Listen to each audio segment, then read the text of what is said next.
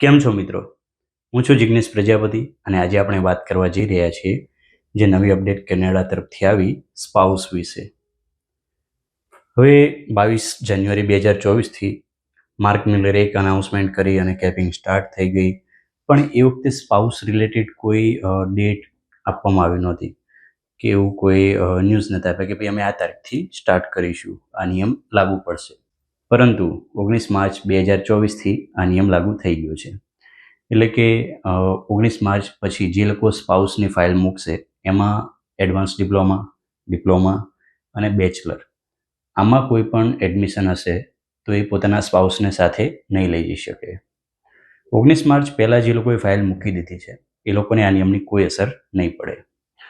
હવે આમાં પણ એક થોડીક છૂટછાટ આપી છે એ લોકોએ, આપણા માટે થોડાક સારા સમાચાર પણ છે. એ લોકોએ એક લિસ્ટ જાહેર કર્યું છે. ડૉક્ટર છે, બેચલર એન્જિનિયરિંગની અંદર જે લોકો જઈ રહ્યા છે એ લોકો પોતાના સ્પાઉસને સાથે લઈ જઈ શકશે. તો એ લિસ્ટ આપણે જોઈ લઈએ.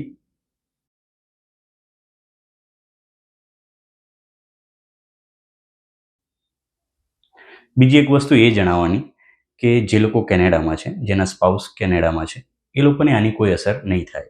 તેઓ પોતાની સ્પાઉસની ઓપન વર્ક પરમિટ છે એને પણ આગળ વધારી શકશે અને વિઝા પણ એક્સટેન્ડ કરાવી શકે.